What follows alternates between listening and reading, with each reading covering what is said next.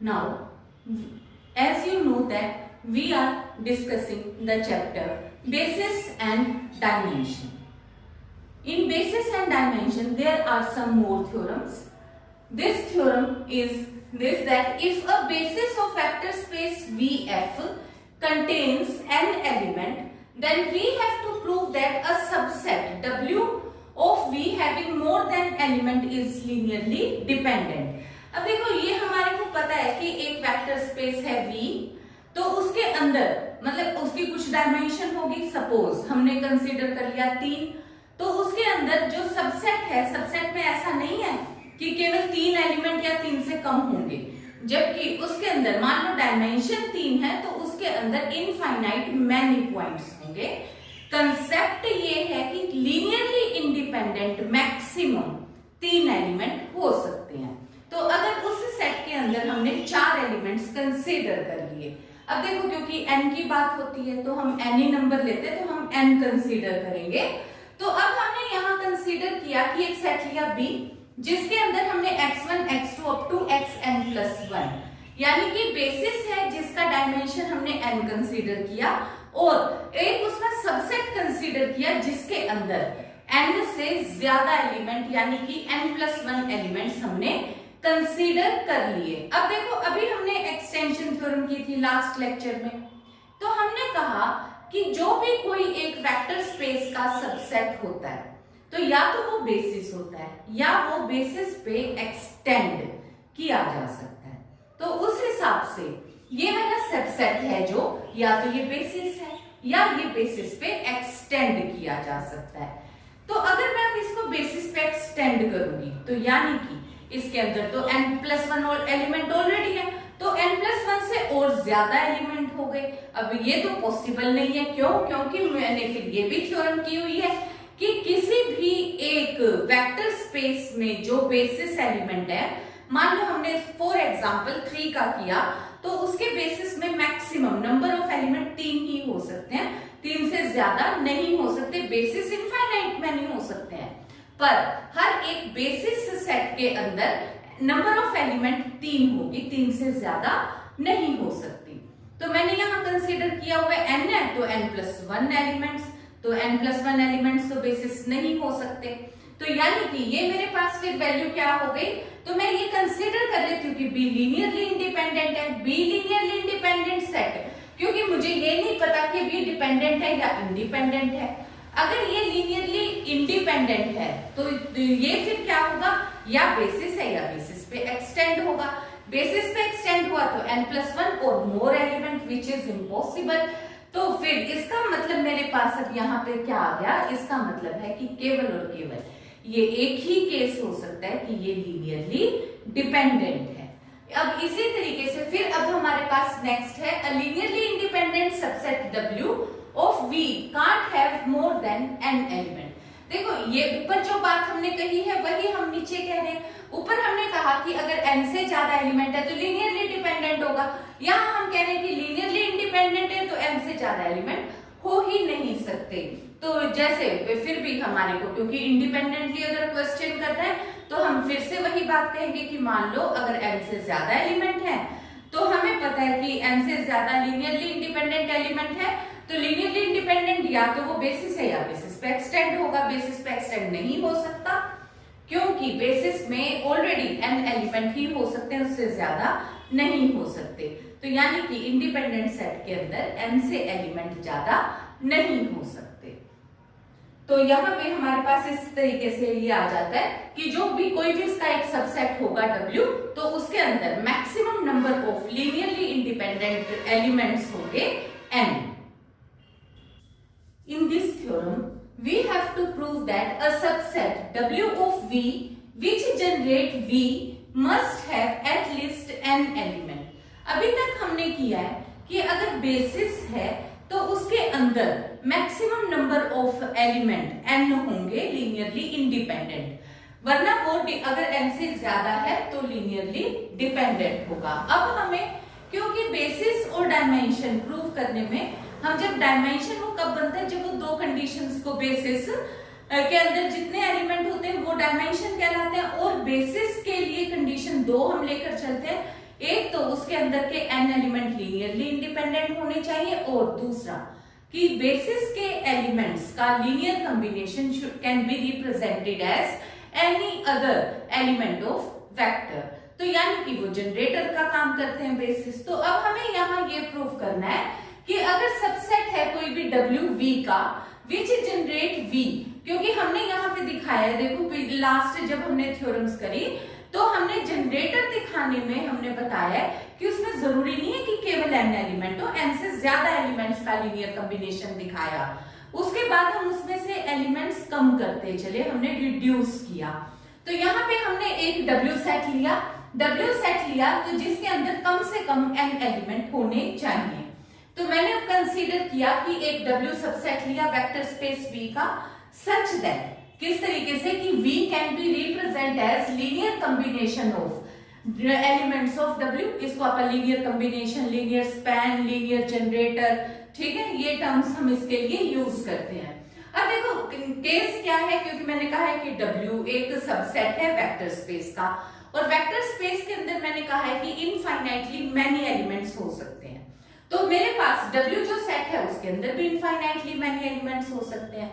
तो अगर ये मेरे पास W एक ऐसा सेट है जिसके अंदर इनफाइनाइटली मैनी एलिमेंट्स हैं, तब तो ये मेरा केस ऑब्वियस हो गया, क्योंकि इनफाइनाइट सेट में n से हर हाल में ज्यादा एलिमेंट होंगे, क्योंकि अगर n या n मतलब कुछ एक गिनती काउंटेबल नंबर है तो फिर वो फाइनाइट नहीं हो सकता, और n तो काउंटेबल है।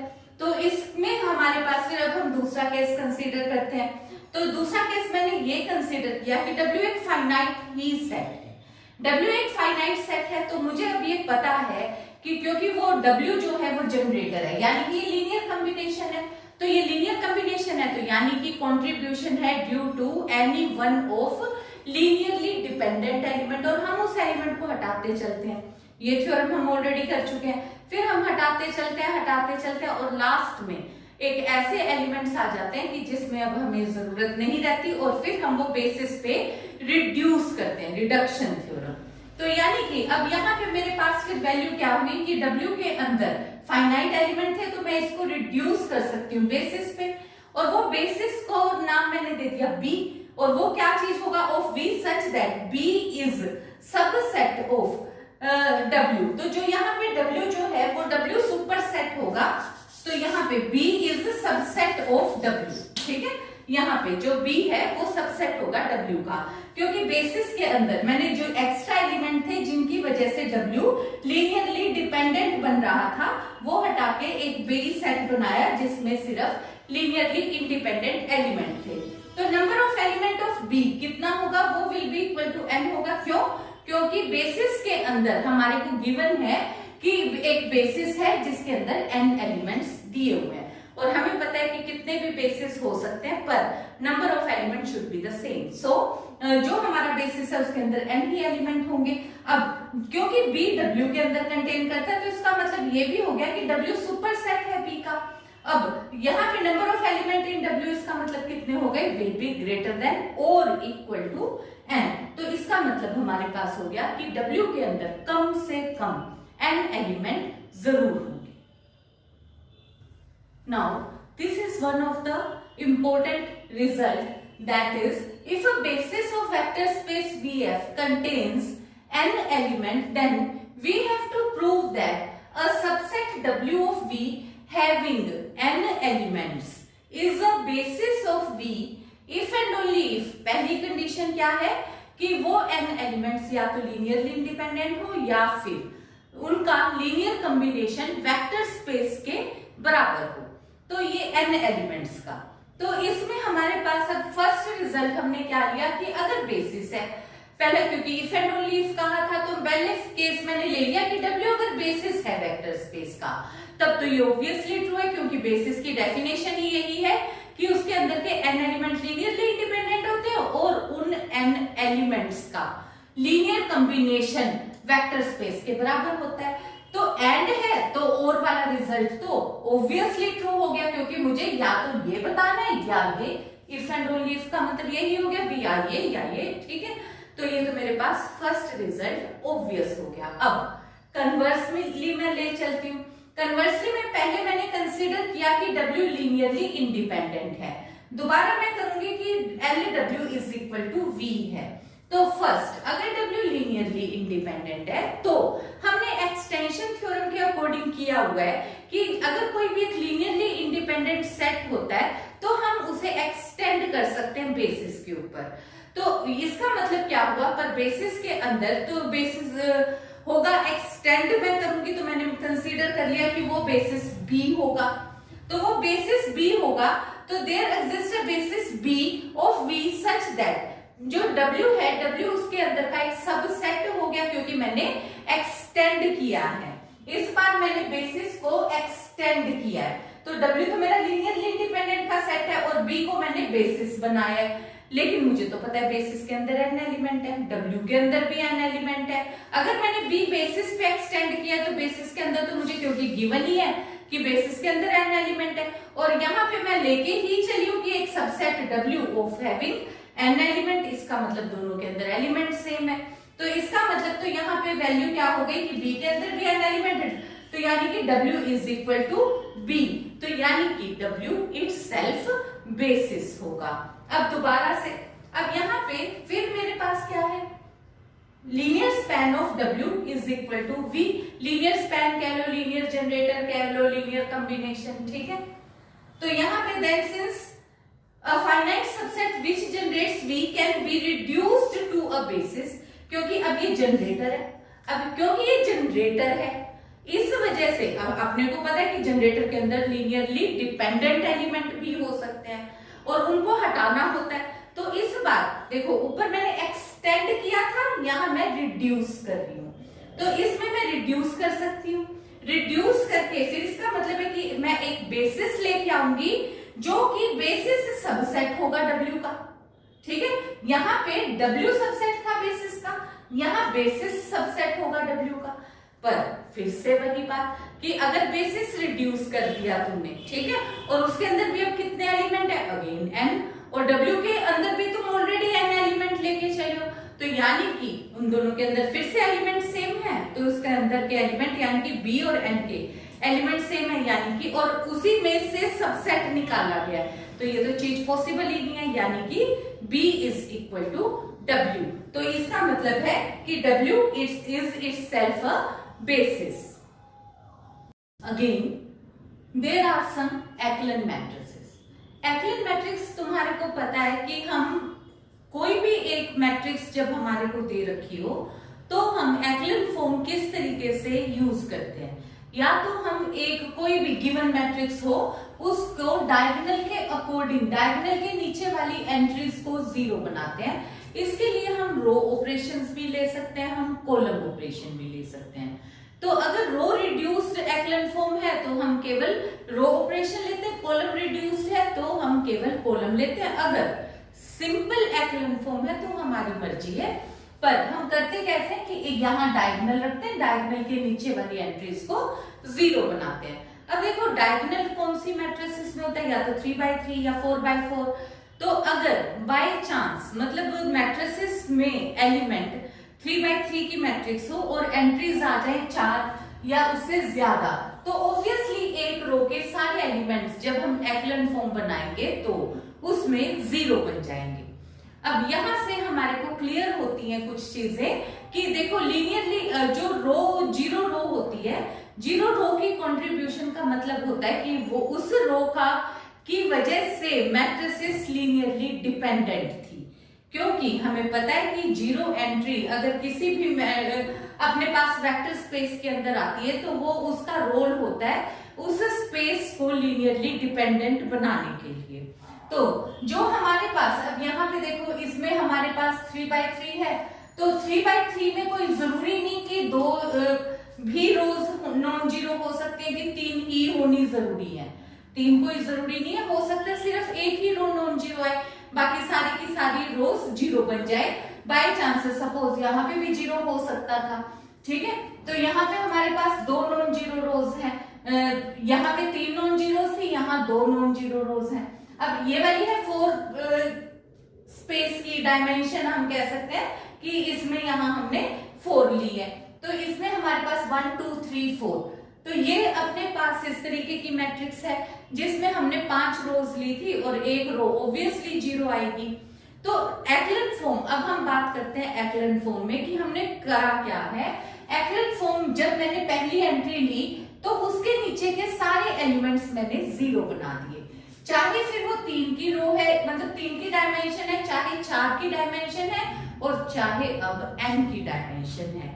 अगर n की भी डायमेंशन होती तो मैं क्या करती, first entry non zero, first entry non zero, कोई जरूरी नहीं कि यही नॉन जीरो है, ये जीरो होके अगली भी हो सकती है नॉन जीरो एंट्री, पर जो भी उस रो की फर्स्ट नॉन जीरो एंट्री है उसके नीचे के सारे एलिमेंट्स, मतलब देखो अगर, क्योंकि हम मान के चलते हैं कि फर्स्ट एंट्री ही नॉन जीरो होगी तो उसके नीचे की सारी एंट्रीज को 0 कर देते हैं। अगर बाय चांस फर्स्ट एंट्री 0 है तो उससे नेक्स्ट वाली को हम उसी तरीके से ट्रीट करेंगे, तो उसके नीचे की सारी एंट्रीज 0 होंगी। तो जैसे फर्स्ट एंट्री अगर 0 आ गई तो उससे नेक्स्ट वाले के नीचे की सारी एंट्रीज 0 होंगी। इसी तरीके से अब देखो सेकंड रो, इसमें ये 1 आ गया, इसके नीचे की सारी एंट्रीज 0 हो गई। अब ये आया तो इसके नीचे सारी 0 हो गई, अब 1 तो इसके नीचे की सारी एंट्रीज 0 हो गई। एक्लन फॉर्म के बारे में हम ऑलरेडी थोड़ा बहुत पहले से ही जानते हैं। अब इसी से रिलेटेड अब हमारे पास एक थ्योरम है, तो जिसमें हमारे को प्रूव करना है कि prove that non zero rows of an echelon matrix are linearly independent. तो देखो, क्योंकि जो 0 रोज है वो उनकी कंट्रीब्यूशन तो हमेशा लीनियरली डिपेंडेंट होती है, क्योंकि हम कर चुके हैं कि contribution of 0 vector is always linearly dependent. ठीक है, तो हमारे पास इसलिए हम 0 वेक्टर को यूज नहीं करेंगे, हम सिर्फ नॉन जीरो रोज की बात करेंगे। तो इसमें अब अपने पास है कि हमें उनको लीनियरली इंडिपेंडेंट शो करना है। तो मैंने कंसीडर कर लिया कि मेरे पास R1, R2 up to Rp कोई भी P नॉन जीरो रोज है किसी एक एक्लन मैट्रिक्स की। तो अब मैं सपोज कर लेती हूँ, क्योंकि मुझे प्रूव करना है लीनियरली इंडिपेंडेंट है, मैं मान लेती हूँ कि ये लीनियरली इंडिपेंडेंट नहीं है बल्कि लीनियरली डिपेंडेंट है। अगर ये लीनियरली डिपेंडेंट है तो देखो मैंने R1, R2, Rp को मैं दूसरे तरीके से भी लिख सकती हूँ। देखो ये तो मेरे पास हो गया एक तरीके से इंक्रीजिंग ऑर्डर, फिर मैंने यहाँ पे डिक्रीजिंग ऑर्डर टाइप से लिख लिया। तो क्योंकि मैं ये कह रही हूँ कि अपने से प्रीसीडिंग वंस का लीनियर कॉम्बिनेशन होता है, तो ये one of the rows Rk, इसके बीच की कोई Rk रो है तो वो अपने से पहले वालों का लीनियर कॉम्बिनेशन होती है।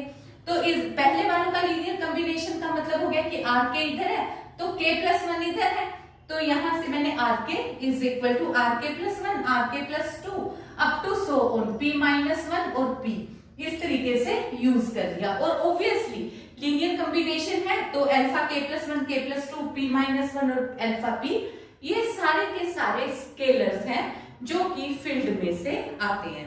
तो अब यहाँ पे मेरे पास अब ये रिजल्ट आ गया। अब देखो, अब मैंने क्या कहा, क्योंकि मैंने कहा Rk लीनियर कॉम्बिनेशन है अपने से प्रीसीडिंग वंस का, इसका मतलब है Rk तो नॉन जीरो है। अब ये वाली वैल्यू में, अब यहाँ पे जो ये वैल्यूज Rk, ठीक है, इसमें मैंने कोई ith कंपोनेंट कंसीडर कर लिया।